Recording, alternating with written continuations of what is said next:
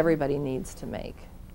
Frank, I think you and I can both acknowledge that we have worked with both Marty and Chip at the College of Osteopathic Medicine, and is it fair to say that they really were model patients? I mean, they reacted to this diagnosis swiftly and took it very seriously, and for them it was an opportunity to really make some positive changes in their lives. Right. I mean, they're exemplary.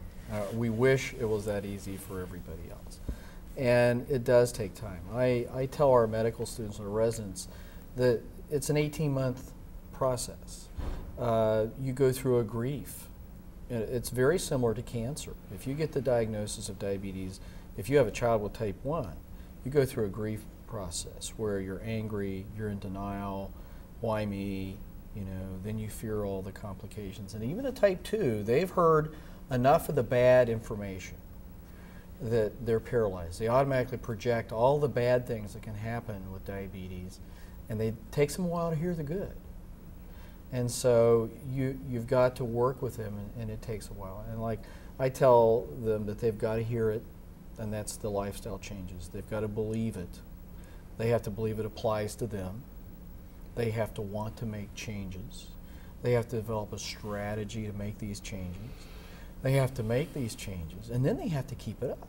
And you know, so many times they will make that change initially, and then it works, and they start getting lazy, and they start drifting back off to their old lifestyles. And so one of the things we have to do is, once we've got them on track, is to constantly be supporting and prodding to maintain it, because that's the hardest part. I mean, once you get over that initial transition and recognize that you've got the disease, then you've got to do it the rest of your life. And you know, it's very difficult with all the external pressures that you're under from the birthday parties and the buffets and the restaurants. The restaurants. I mean, it can be very, very tough.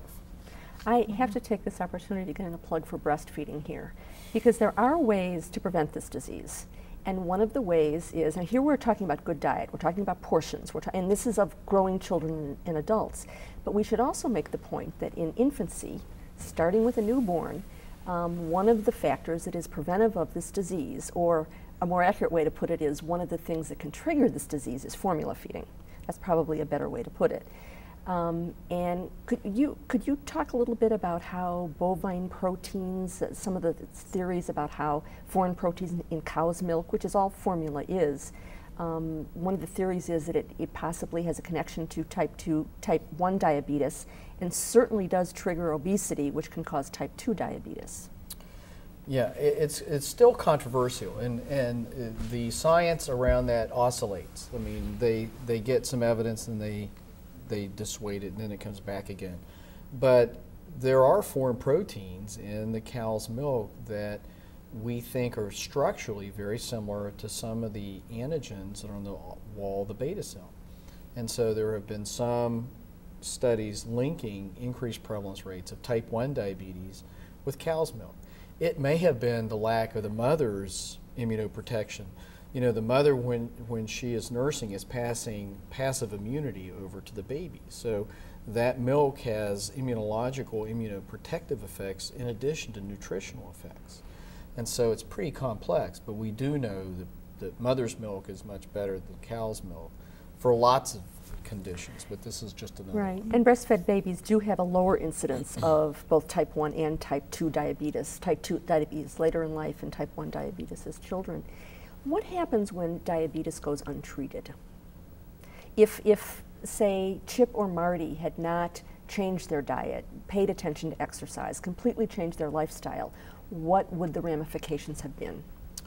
Well, we alluded to the long-term complications of diabetes. High blood sugar is toxic to all cells in the body. And so we go through the different organ systems. The major thing is premature heart disease.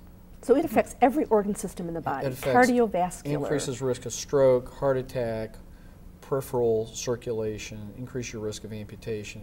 It's the leading cause of blindness in the United States. It's a leading cause of kidney failure and dialysis in the United States. It's one of the major risk factors for impotency. We can sometimes threaten men with that one to take care of themselves. And so what you've got to realize is glucose is toxic to every tissue in the body. Dental disease, dental too. disease, So digestive. people lose their teeth. That's Yeah. one of the causes of tooth loss then. Yeah, and Yeah. in fact, infections in the teeth actually are associated with accelerated atherosclerosis. What is atherosclerosis? That's heart disease.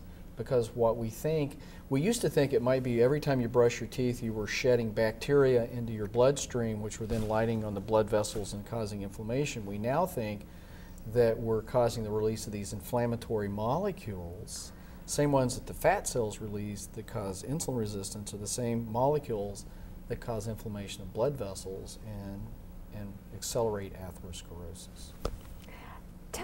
Talk a little bit about the kinds of disciplines that are involved. I mean, you're an epidemiologist, Karen. You're a physician, Frank. A nutritionist must work with diabetics. What kind of professionals do you bring in to work with diabetics? I would imagine that there's a host of people who you work with. We need, Osler used to say to know syphilis was to know medicine. Now it's to know diabetes is to know medicine.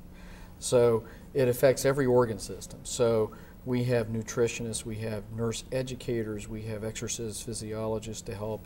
We need ophthalmologists and optometrists for the eye disease.